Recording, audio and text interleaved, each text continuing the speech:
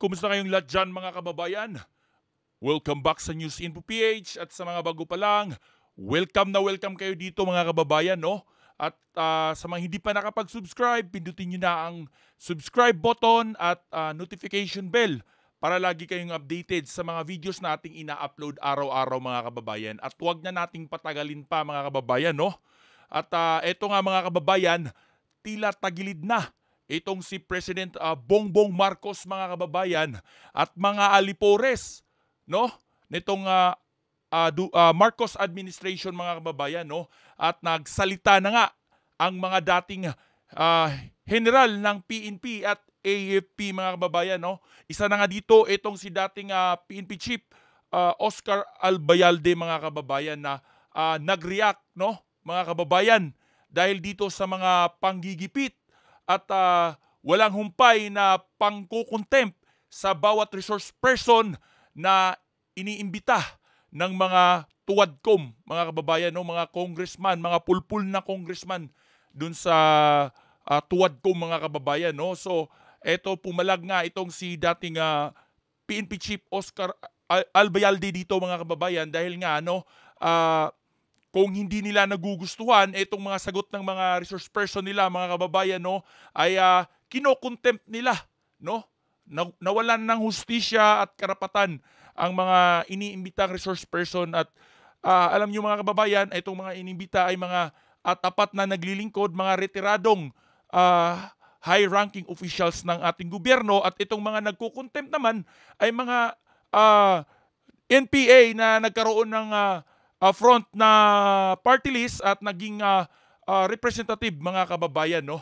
So ito, wag na nating patagalin pa mga kababayan at paroorin natin itong matinding reaksyon ni dating PNP chief Oscar Albayalde mga kababayan. At ito mga kababayan, sinabi mismo ni Oscar Albayalde mga kababayan, no, dating PNP chief Oscar Albayalde mga kababayan, na mas naging safe ang ating bansa, no? Galing yan sa dating PNP chief, no? Naging mas safe ang Pilipinas, mga kababayan, noong Duterte administration. So ito mga kababayan, wag na nating patagalin pa, sabay-sabay nating panoorin itong reaksyon ni PNP Oscar Albayalde mga kababayan. Yan po isang recommendation lang, no? Yan pa ay pag-aaralan din ng ating DOJ. At from there, malalaman po natin kung ano talaga ang magiging kaso kung meron man, no?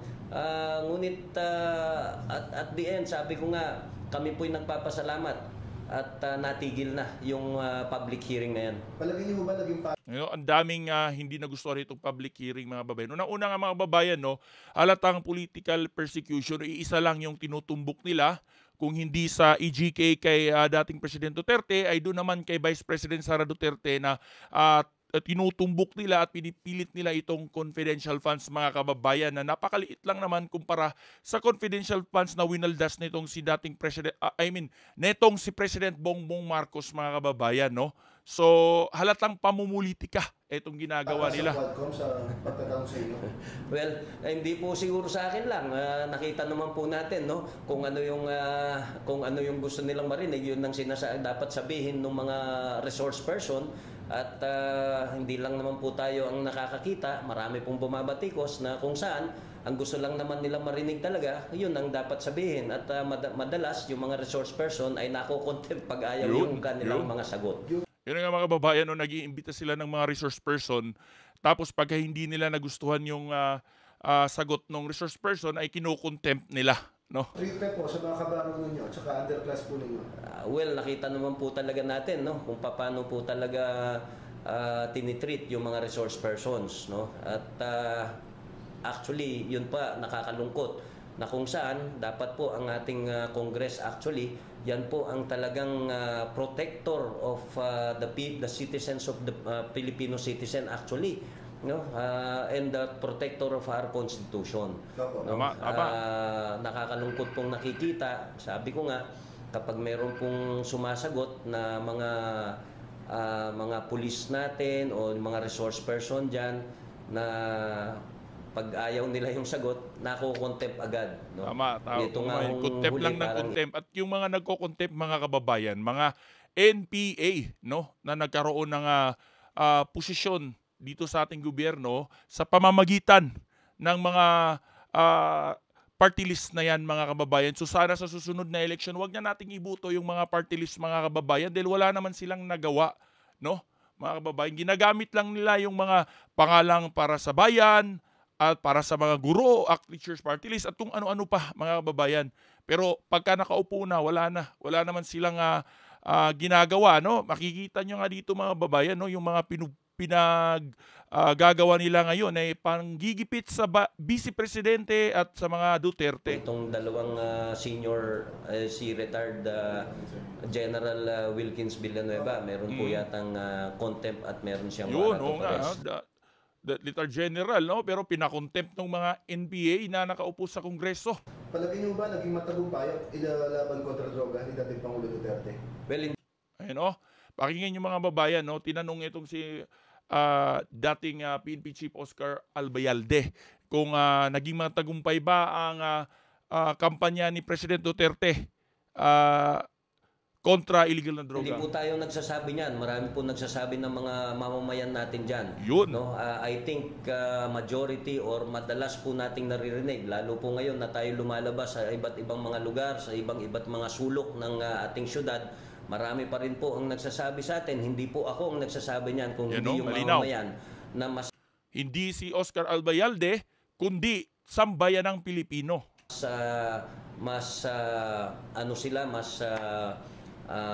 feeling safe sila nung panahon po nung dating Presidente Rodrigo Roa Duterte at lalo na po nung kasagsagan ng war on drugs. Ayun, mga kababayan, no, malinaw, no? Na mas marami nga, galing na ito kay PNP Oscar Albayalde, mga kababayan. Ayon sa kanya, hindi galing ito sa kanya, kundi sa sambayan ng Pilipino. So, agree ba kayo dito, mga kababayan? Sinasabi sa survey ngayon ng administrasyon na mas safe daw, naging mas safe daw ngayon ang kampanya kontra war on drugs na ginagawa ng Marcos administration kumpara sa Duterte administration, mga kababayan. Pero taliwas ito sa nakikita natin sa social media at sa mga reaksyon ng taong bayan. Kaya dito sa video na ito, mga kababayan, no, dito magkakaalaman, no. Ito ang katanungan, mga kababayan, no.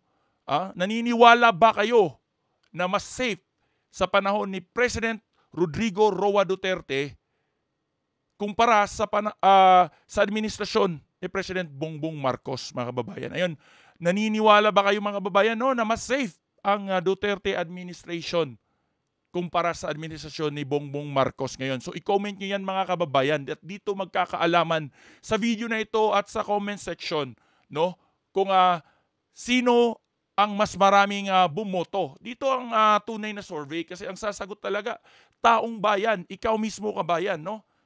Magko-comment ka lang dyan at gagawa tayo ng poll dyan sa comment section kung agree ba kayo na mas safe nga ang Duterte administration. At anong masasabi nyo, mga kababayan, no? Magbabagong taon na, mag-i-end na ang 2024, mga kababayan. Anong masasabi nyo sa pamumuno ni President Bongbong Marcos ngayon, mga kababayan? So dalawang katanungan lang yon. Agree ba kayo na mas safe ang Duterte administration, mga kababayan, kumpara sa Marcos administration? At anong masasabi nyo dito kay PBBM, mga kababayan, no? So i-comment nyo lang dyan sa comment section, mga kababayan, no? At ating babasahin yung mga reaksyon nyo at mga opinion nyo, mga kababayan, no?